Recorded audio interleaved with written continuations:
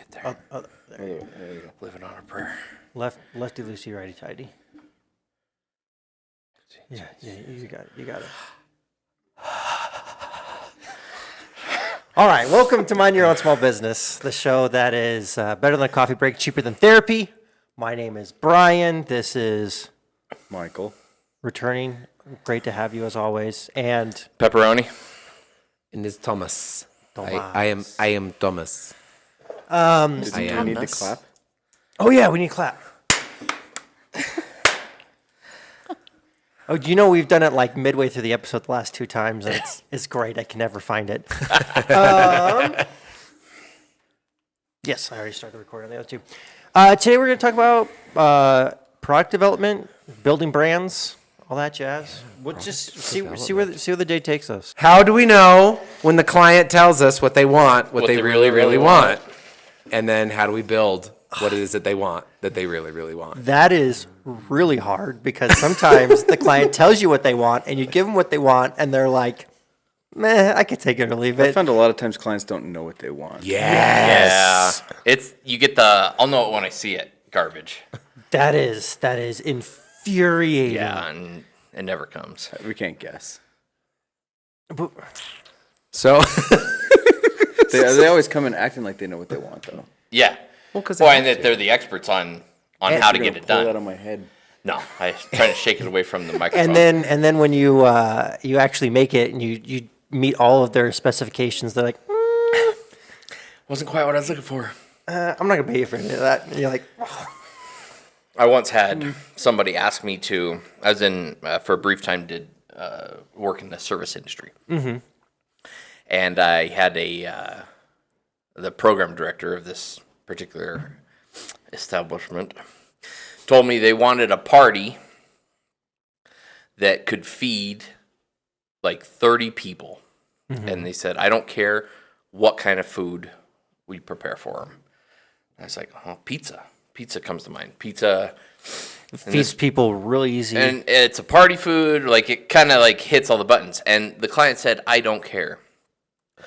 So they come in early. We had opened the shop for them. They come in before opening hours, and I have the pizzas ready. And they're like, "We didn't want pizza." And I was like, "Oh."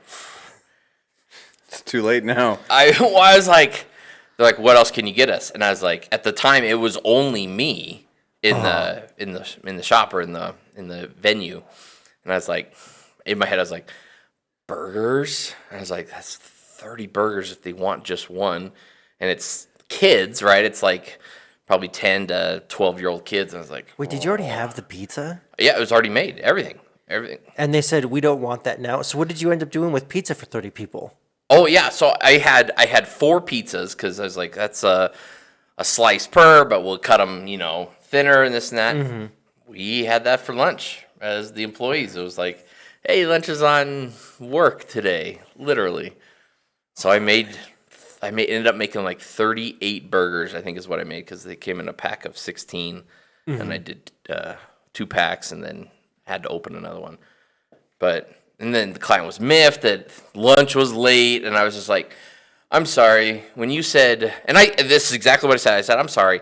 When you said you didn't care what food, I thought you meant you didn't care. I said I assumed pizza because it could feed a lot of people. She's like, no, we don't like pizza. And I was like, You don't care except for You pizza. didn't tell us that. This information would have been important at the outset. No, so that's actually one of the her reasons. name wasn't Karen, but I really wish it was. It would have been thematic. It made the Yeah, story for better. real. It's part of the reason I got out of custom wallets is because I had several people leave me really bad reviews because I said, make sure the image is crisp. Someone sent me an image that wasn't crisp. And so I just put it on the wallet because that's what they gave me. And they're like, this is crap. And I'm like, well, that's because you gave Sent me me crap. crap. Like, that is your image on the wallet. Like, you want to see where it's from? Look what you sent me in the email. And so they gave me a bad review on that. And then another person, the image was like 2 millimeters smaller than another image that I had made. And they were upset that it was too small. But that was because they put there was a big white border around what it was. And so it's one that's like, you send me the image, I'll put it on the wallet. I put their image on the wallet. And they're like, this isn't what I wanted.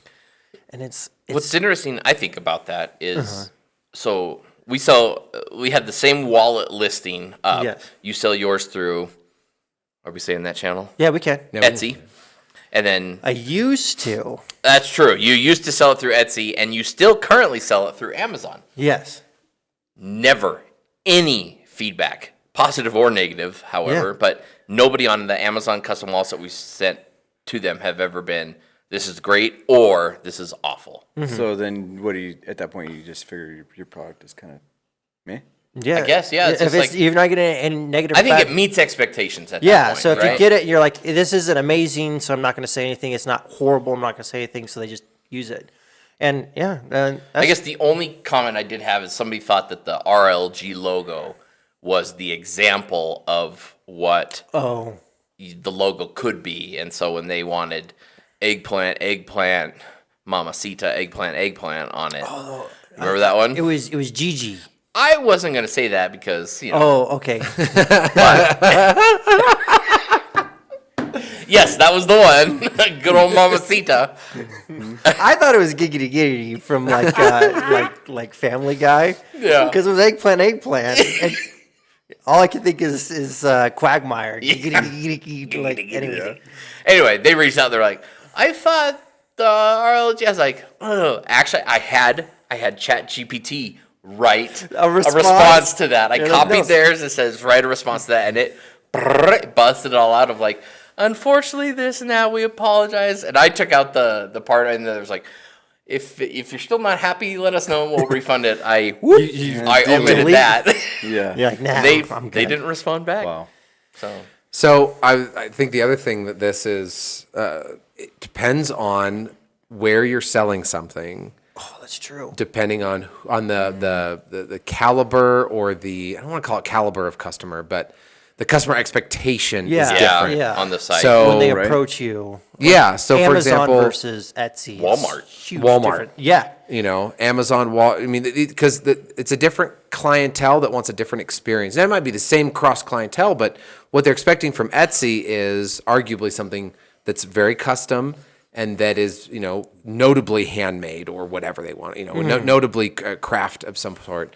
Whereas on Amazon, I mean, you spend money on Amazon indiscriminately pretty much all of the time. But when you get something off of Amazon, you expect it to come like it came out of a press machine, like pink, pink, pink. That's true. Exactly Cookie cutter. perfect. Yeah, so any flaw, even in the packaging sometimes, so somebody's like, I don't think so. Yeah. And so, like, so I'll pick on Michael. Michael does fabrication, and he works with a lot of custom stuff in a lot of very high-end homes. What do you see there when you show up with a staircase or a mantelpiece or something? Well, there's been a lot of times we try to curb that a little bit, right? Because you wanted to know for sure that what I'm going to build is going to be what a customer wants.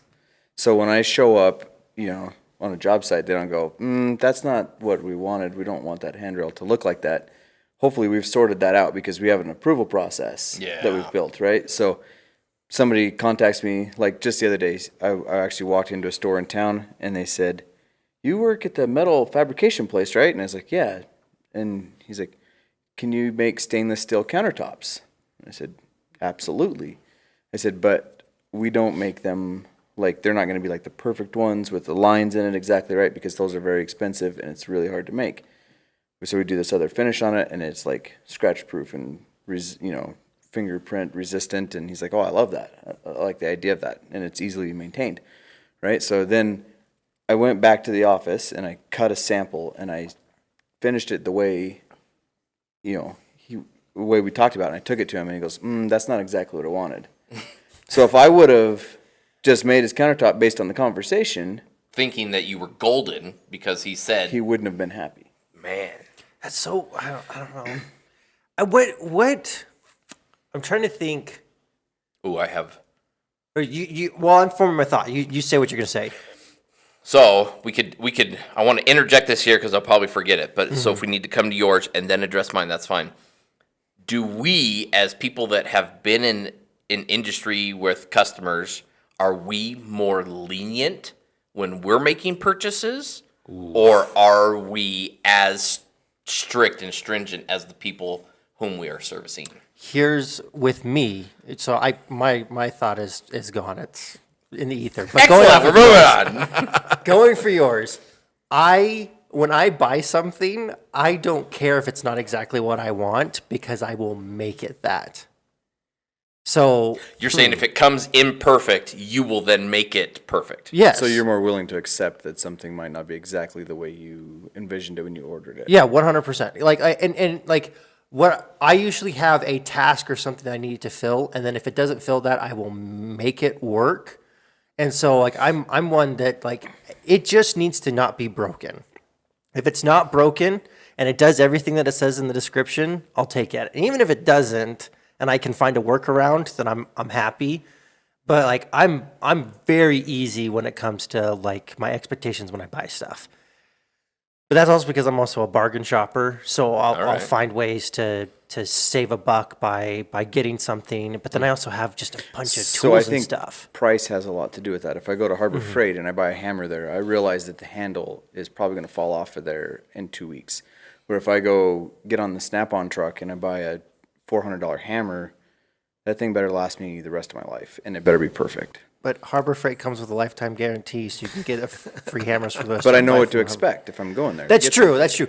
So Which then rolls backwards into perceived value. I mean, it's just funny how we circle. I would never spend more than $20 on a hammer. Anyone who does, I don't understand. Hang on. Them. No, go ahead. I was gonna say it's okay. It's crazy until you use one. So like I have, because most of my hammers around my house are chunk of metal on a stick. No. My kids. Because I have lots of boys and they're building things all the time. We have a lot of Harbor Freight hammers. Okay. Yes. And that's fine. That's great. I have a full formed metal steel hammer that I literally found underneath a shed when we were bulldozing things. It is still my favorite hammer. It's probably $100 to $120 hammer if I were to buy it brand new today. And this thing is at least 15, 20 years old. And it's still because... And it was buried under a shed. And it was buried under a shed. Like it was... You were a pirate. It was. Would you buy one? So having used it, if something happened to it, and you're like, oh, nothing's the same, would you go out and buy it? Would you spend the $120 on it? Or would you go to Harbor Freight and get another cheap one? Honestly, I'd probably do something in between because that's what I do with my shovel. So I have again, you can go out and get a shovel for $10, right? You can go down to the ranch store or whatever, Walmart and get yourself a shovel. I found a full metal shaft shovel that I actually really, really enjoy. And it was not a $100 shovel that like some of my other buddies and ranchers that I know use, but it was not a $10 shovel. It was about in between. Then it was stolen by Meth meth head at my campsite that I own. And At my KOA.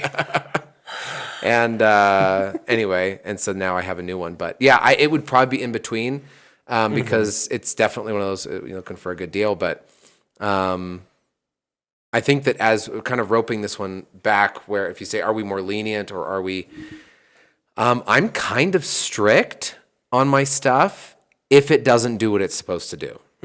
I understand if it's, like let's say this little, I'm touching the, for those who are just listening, the mic holder, stand the or mic the stand. arm. Okay. This mic stand moves, right?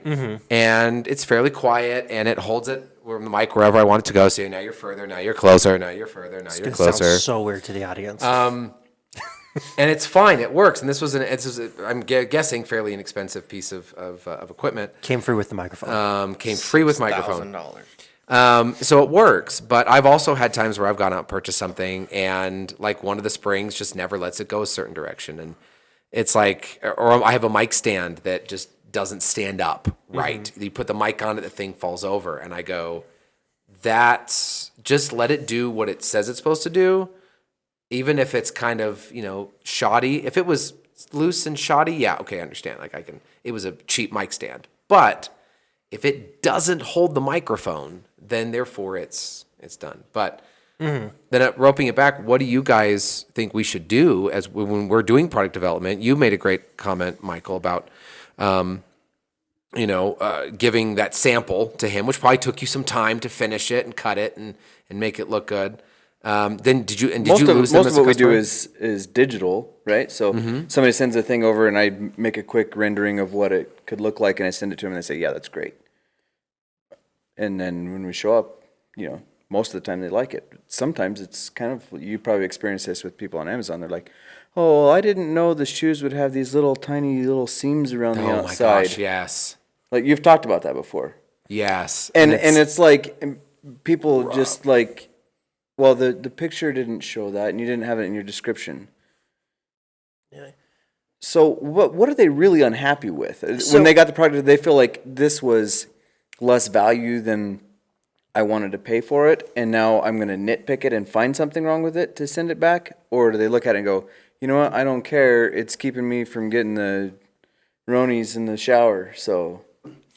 I think it's actually because of my cynical nature, having worked customer service so long, I think it is as much of they want to return it so they make up an excuse as there's anything interesting. actually wrong. That's what with I'm getting it. at. I think that actually happens a lot. I don't think that I would have done that, but maybe I have at some point. But I also think price and the type of product you're buying factors into it.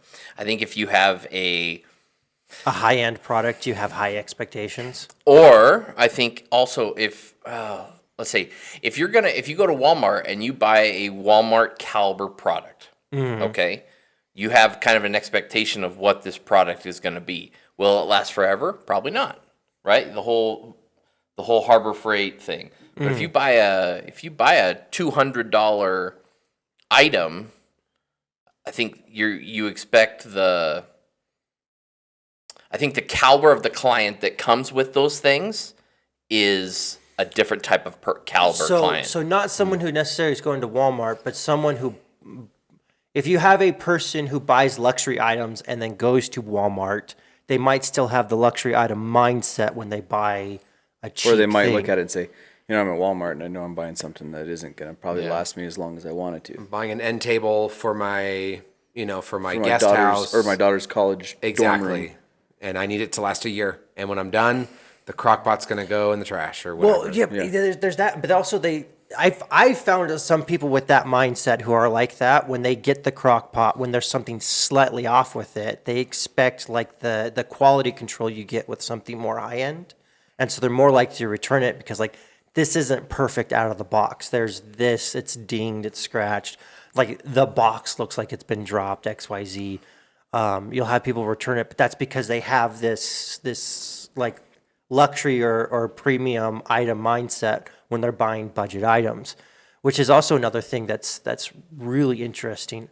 I don't know, like pivoting just a little bit, like bringing this back to like customer mindset. Like when I'm selling on Etsy, one of the things that I find most interesting is, so we have an item that it sells really well at the beginning of the year, and we try to remove as much of the customization options as possible because we're making 50, 60 plus a week. Right. But you still have these people who are purchasers like, oh, hey, can you change this on it? And we're like, we'd be more than happy to, but after Easter, because it's a Easter themed thing. And like a lot of people are like, well, why can't you just do that? And it's not. It's going that- to take you 10 minutes.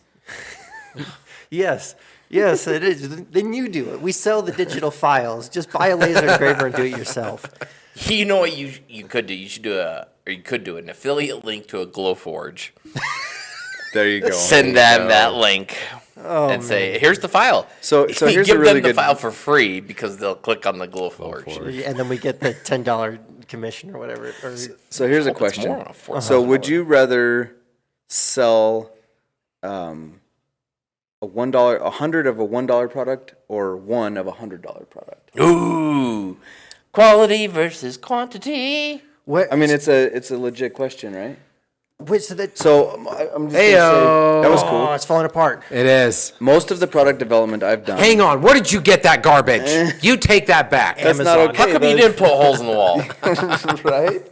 If I could have put tacks in the wall, it would have been so much easier. I know. Go ahead. So most of the products I've developed have been for high-end product, High-end products, application. high-end applications, and so we end up building less of them, but at a lot higher quality and a lot higher price.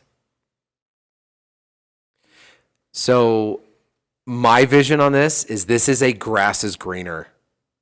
This is a very much a grass is greener conversation because we have an item that is definitely a quantity, right? It's a good quality item, but it is definitely quantity. And we move a ton of these. And I had a colleague of mine that was like, man, we just need to find our shower sandal item. Now, they were selling an item that the margins were very, very large on, and it was a higher price item. So I, he saw what I was doing and was like, well, I want to be in that camp. I looked at what he was doing. I was like, wow, how amazing to put one thing in a box and make $100 every time you put a label on something instead of you make $3 every time you put a label on something. And there was that kind of, again, that grass is greener thing because he saw my volume, I saw his margins, and we kind of met at an impasse because it isn't there. And I think there's space for both, but I sell both, and so the thing is that I'm trying to think which one I like more. Because so this dice is 120. Sometimes it'll go on sale for 20% off, and so we sell it for just about $100. for those who are listening, that is a floating D20 dice, a 20-sided die that looks like it is floating Available at floatingd20.com. at Except for your floating booms in D20. the way. Well, they can see it off that mic or that one. So It's a microphone right there. yeah, Microphone, there's a mic that one, on right? it. They can It's see also you a through camera. the microphone. And so that one is 120. Profit margins are really good, but it's about 3 days manufacturing approximately. And then we have our smaller items, which is 1 day manufacturing. And so, For the Mark Cubans out there, we are looking for investors. oh yeah, I yeah, If you think 3 days is too long, we agree with you. yes, Come help us out. we're trying to change the manufacturing process, but I need to get through the first quarter. So, For sure. oh my goodness, yeah. That's a good problem to have. That's no problem. That's a good problem to have. So with that, if I could stop and just do one, I don't What would you choose? right. Yeah. See, because you were about to. I'm guessing. I'm assuming He was something. narrowing in. But I'm gonna say you were about to say. I'd follow with money, but like let's say, but both of them are making the same amount of money. Okay.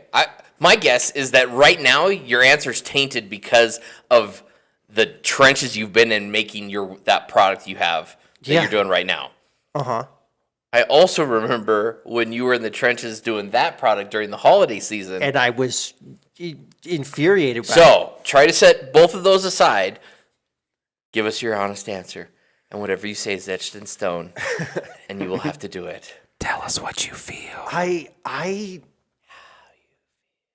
The truth is, I don't have strong opinions either way. No! That is such Duh. a Thackeray thing What to say. a. Come man, on. Come on. That is such a No, Thackeray because thing the to thing say. is Okay, that it's so- both hard work. Neither one, I would literally follow the money.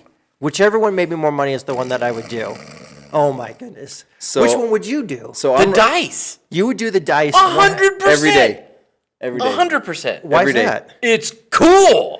That it is cool. I Okay, agree with that. So but taking the coolness factor out, let's say that you had to do something that just was expensive and took a long time, or something that was small that took less time, but you had to pack more of it in a day. Which one would Oh, you hang do? on though. Does that mean that you're even making more money? Because if it's expensive but takes a long time, or inexpensive and takes a short time, are you actually making the same amount of money on either one? It just one takes you 3 days, one okay, takes you 1 day. think about a He's sculptor. very for, heated. For think those about not a- being able to see Think about a his face. sculptor for a minute, right? Okay, so the house that we bought when we were a kid, there was a guy that lived there, and he spent like 5 years making almost no money making this sculpture. Yes. Of this horse that was absolutely incredible, and he was almost done with it when we bought the house because he found a buyer for it, and he sold that thing for millions of dollars. Yes. Not kidding. Right?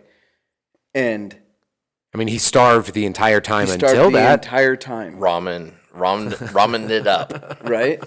So, but then it put his name out there, and now he does one sculpture every 2 years. Well, that's all he needs to sell. One every year if he wants to. You know what I mean? Like, that's a lot for him. Now, if he could make that same amount of money by doing, like, it's doing 52 smaller sculptures, but still making the $2 million, I don't know. I right now I'm just making enough to survive, and so I will sell as many dice or Easter tombs as I need to in order to keep food on the table. But Okay, so I Thomas knows a little bit about this. I decided a few years ago that I was going to work just for myself. I wasn't going to do just do side work. I was going to just work for myself.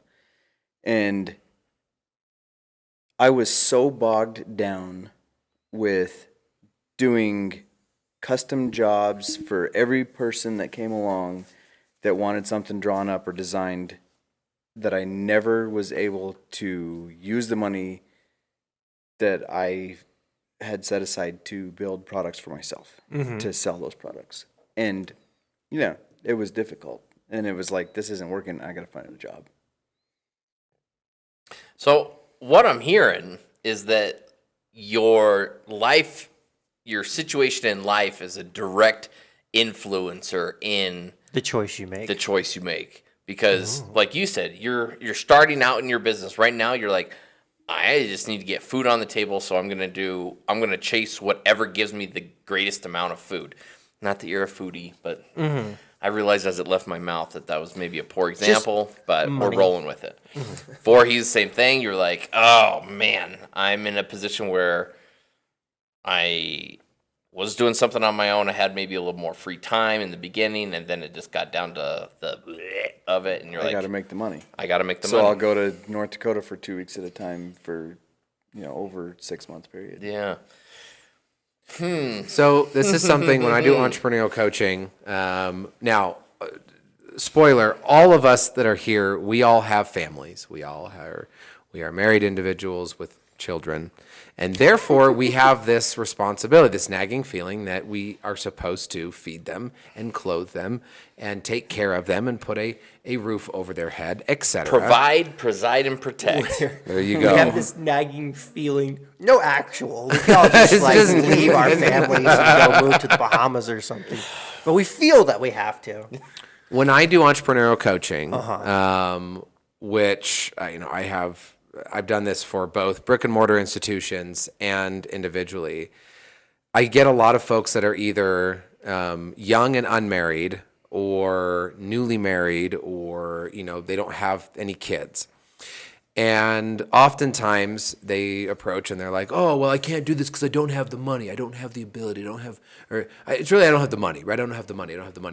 I have to work this other job to make sure there's food on the table.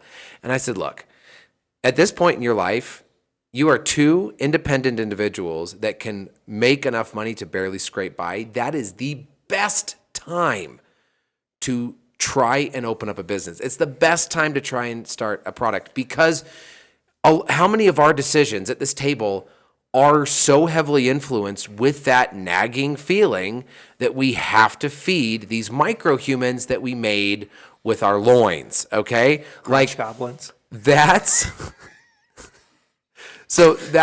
an issue that we run into, and we need to make sure we have a house that's big enough, or a house that's nice enough. We have to make sure that our kids have their braces, or their teeth, or their health, or what other ancillary items that kids need all the time, like food. But I feel like that taints our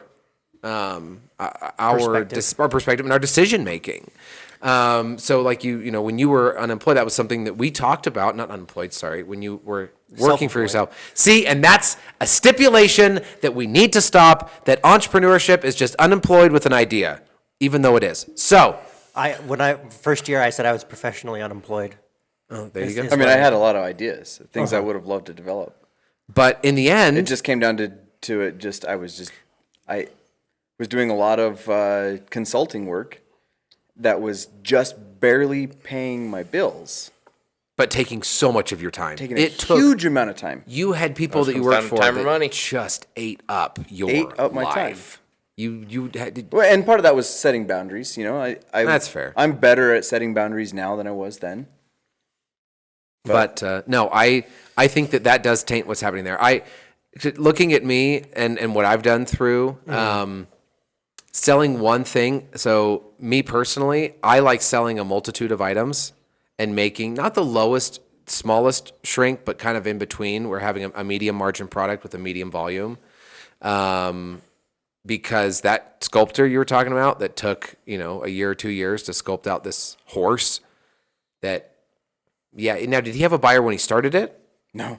Okay, so he starts this. How did he live for a year or two? Well, he making just no picked money? up odd jobs, I'm sure, just Oh. here and there and little things. And then he made it. And then- every waking minute that he had that wasn't focused on putting was food on his sculpting a table, he horse. was making a sculpture. that is a sense of drive and purpose that you see rarely in individuals. I couldn't do it. I could not do it. I would every day wake up and say, But what if you I'm gonna love starve. sculpting? it didn't matter to me. Go ahead. I'll throw a little tangent in there. I'd argue that you do that now. Don't we all do that?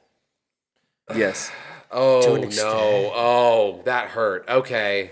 we do. We work Like hard a good for 2 hurt. years Sorry, on that was a man. good hurt. No, I was gonna say, like, don't we every day like wake up and like the grind of I gotta do this with the eventual promise of a payday? Oh man, yeah, Boom, second Trebek. yeah, but we do it short term because like I get to see Short my term. I get to see my That's your whole life. Oh, that's true. Oh man. Okay, hang on though. I have a buyer. I have buyers for the small things. But no, so this comes down to the whole. Then are like- those the odd jobs?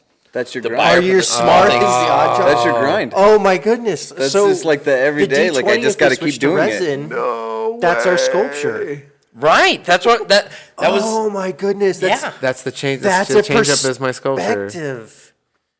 So I think Oh I think my the apple gosh. fries is I think that's my sculpture. So you're working your odd jobs with the hope that when like your apple fries would take off and you'll make your millions. You make your or big one. You'll whatever. well, and even so, I joke that I have two different LLCs. I have Brusa Distributing, which is my shoes and my sandals and the distribution and the 3PL stuff. Also, mine 9 to 5. And also, yes, Working for the Anthony's man. 9 to 5. Oh man. Well, works for the man, but he's also a partner in the company. Works for the man. And number Under two, thumb. I have Thomas LLC, and that's kind of has these other things. And so when you look at like my wealth distribution, like what is the wealth of Thomas Scott? That wealth is comparably larger. But when you look at, if you want to go, walk down to the bank and take a look at what kind of money I have in the bank. Oh, yeah. It's low. Like it's not big. I don't pull big payouts. I don't pull big numbers. It's a lot of it is in assets, and that's really interesting because the sandals have always been my, kind of like that grind. Not really a grind because I still enjoy what I do, yeah. but in the end I look at all these other things and go, like my campground, Teton Corners, my Riverside Airbnb. That's something I'm really excited about having, and it's kind of my new sparkly thing, and we'll see how long that lasts. But that adds to my overall just wealth generation and my asset portfolio versus. But in the last 5 years, I've seen you become much more diversified. I've become Yeah. incredibly more diversified. And I've got one stream of revenue. But it. that's Yeah, that's but we're pretty working common to- though. we're- Yeah, but I'm working on things, right? Like, Yeah. there's things that are burning. You're working right? 2 years on your horse. Oh my gosh, this is This is a I book am. idea. We gotta write a book on this. Self-help. sculpting your horse. Yeah, sculpting your horse. Moo. Oh my goodness. No, I got things in the fire. I got other irons in the fire, but they're just not generating flame yet. So 10-minute warming for you. Yes, So- no, so- I'm watching. If you guys keep going, that's fine too. That's totally fine. I gotta go. We I gotta can do do some shorter. entrepreneurial coaching. I got a 1:15, so I'm gonna go help a gentleman who I would is in Florida. suggest, and you could edit this in post. What if this is the cliffhanger for part 2? Part 2. dig it. It's only 36 minutes though, minus whatever we did at the beginning. I know, but I feel like the way that this conversation is heading, like we're at a good point to where we like made this like breakthrough aha moment, and could we honestly conclude it without Thomas here? I don't think we could. No, we have 10 minutes. So let's move towards a Anthony move. Thackeray Square. Well, we still have to wrap up the episode, and now we only have 8 minutes. So we've found some way to ramp. Find us everywhere podcasts are made. Tumblr, Tumble. Grinder. Oh no. No, but which is really interesting that we evolved to this point because this was not where I thought this episode was. Yeah, was because you're gonna gonna go go. product development. How Yeah, we pick It is us product development. Because I want to It's know. a much deeper dive. It is. You're welcome. Well, okay. That's why I like doing these podcasts, is because just where go. we end up is always really fun. I want to know processes. I want to know. So in the future, either next one or whatever, whenever we have Oh, I've Michael got back, processing for I sure. want to hear about processes because I have a very specific process that I run through. I would love to hear. I think this is gonna be great because all three of you establish some sort of ADD qualities, and I have none of those. Mine is like just organized chaos. I've been sending Anthony ADD things. They've been so funny, so He funny. just doesn't get it. Right? I don't. I look at him, it's like that's pure hell, and You need to start sending those to me then. I'll appreciate them. you will. Oh my That's gosh, fascinating to me. that you ADD guys versus have- ADHD. same thing. See, we're getting off. That's all right. But I will have to. No, but you want to talk about processes? I would love to I'm do loaded that. for process because I think about My when process there's- is not nearly that complex. Neither is mine. Mine is very free flow on setting it I don't up. understand how you just said yours is chaos. Yeah. free flow Free is flow. chaos. Chaos. Oh boy, there we go. Oh, we're gonna have another argument. Luck versus free flow is skill. chaos, Soylent Green is people. All right, here we go. No, but so free flow just means that like you just let it happen. Like, So is a river chaotic? yeah. Oh, absolutely. Whoa! Look at his riverfront property. A river is now it Has a path. at It has any- a path that's always changing. Chaos. and the level is always changing and Minusculely. It's The chaos. direction. No. It's chaos and it's Look at a minutely river in predictable. Google Maps. It is fascinating. Okay, everywhere we're at, like right now, the river used to be right here. Okay. I'm not. The direction that it goes. Yes, there are some. Well, there's like, still governing start- principles. that was the pin because that one That's a whole creative. Okay, topic. so you need to write that one down. That we need to Rivers go are chaos? creative No process. way. and then Rivers are chaos. Rivers are chaos. Rivers are chaos. No. And we're not talking about. Yeah, what? We're not All talking right. about River We're just gonna Phoenix. fade It's to gonna be black here. good. He's 'cause- pretty chaotic too, though. River Phoenix. It's gonna be good because Or Rivers Como also. So I am super. So the love versus skill one hasn't. It will be out by the time this episode is, but it's not out for everyone else. And I am fascinated to see what the world thinks about. Oh, that I agree. podcast. I really do, and I'm okay being the especially heel? here. The what? The heel? I was gonna say the odd man out, but way to put a label on me. Okay. No, geez. I think it's gonna be. I think it's just like that little instance into the chaos. Like the example I thought of was one a of river. these things is not like the Yeah, other. and I was like, oh, what's the one thing that I don't think is chaos? Oh, a river. So is a river chaotic? And all three of you are like, oh hell yeah! most definitely. Okay, so we have is a river chaotic, and what was the other one that you wanted me to do? Processes. Oh yeah, that's Process. it because it'll fall into process. Okay. It'll fall into It'll process. fall into process We because think yeah, in theory. we're gonna I can guide the conversation. we're gonna go process. into process, and then it's gonna evolve don't into forget about it chaos, between now and and then next it's time. gonna evolve into butterfly effect, and boom. And then who knows where we'll end up? Yeah, Time travel. Establishing processes is number one on the list, though. So, All right. So what I to bring back kind of what we had going here and throw it out on the table, because I've kind of been the self-appointed one to do that. You have. It's a role you play well. Yeah, when we start arguing, having you as I'm someone the who's- mitigator. Yeah. I'm Judge Judy. Dad so comes in. Dad. Dad. as long as you don't call me daddy, I'm good. So ruin that. back They to ruined that, didn't they? Yeah. Yeah, You they can't did. be like, you go to, some kid comes up in your the store daddy? and it's like, Daddy, where is it? It's like, don't call me that.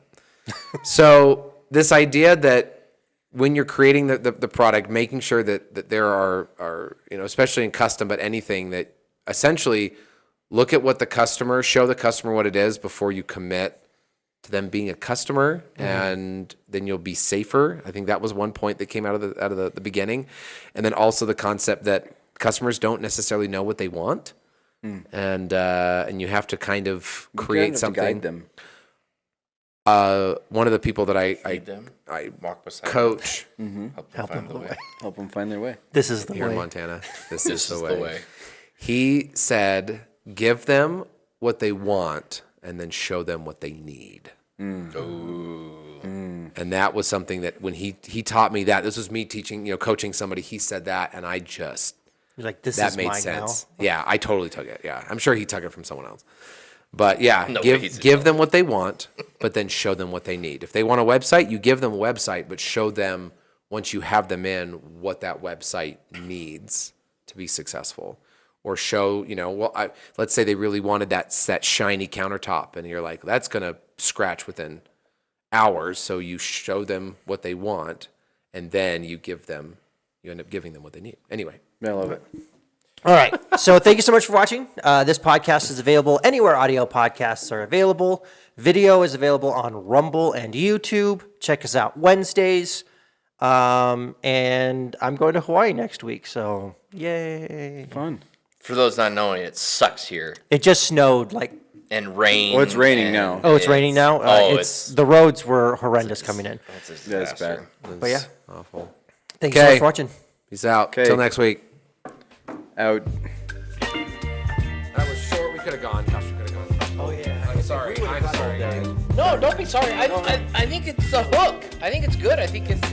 Yeah, I'm going to mess. Okay. You got to give some people something to come back for. I was gonna say, you need some. Don't be alarmed. There's a tractor in the warehouse. Oh, this whole thing is. Yeah, the whole thing is a I'm gonna go dig. Thomas wants us to move it, so I opened Yeah. So I'm probably just going to cut another section off. Okay, Brian, I need